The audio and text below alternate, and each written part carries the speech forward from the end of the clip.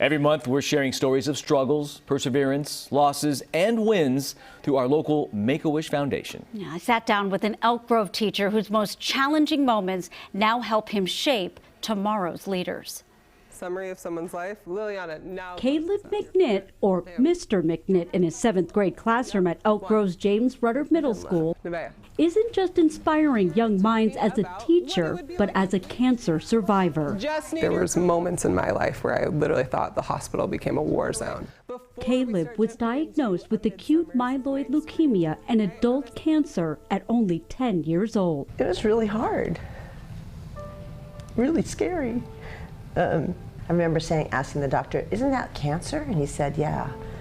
And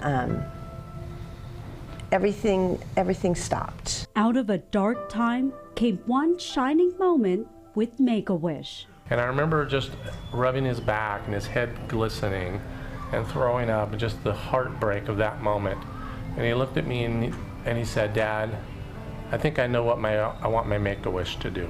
Make-A-Wish granted Caleb's wish for a Disney cruise. I just think Make-A-Wish gave him personally a goal and something that he could control.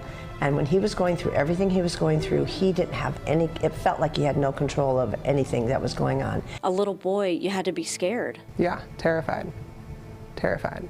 Terrified but tough, Caleb survived cancer twice, a story he shares with his middle school students, teenagers who certainly appreciate advice on facing challenges. It must have been hard and challenging for him. Okay. Caleb, Mr. McNitt, or whatever name he chooses to go by, you can bet it's followed by survivor. My initial response was death.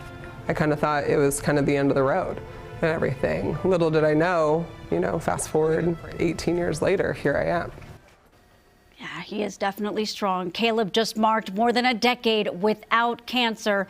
Considering the disease came back once, forcing a bone marrow transplant, he doesn't say cancer-free, but cancer survivor. Wow.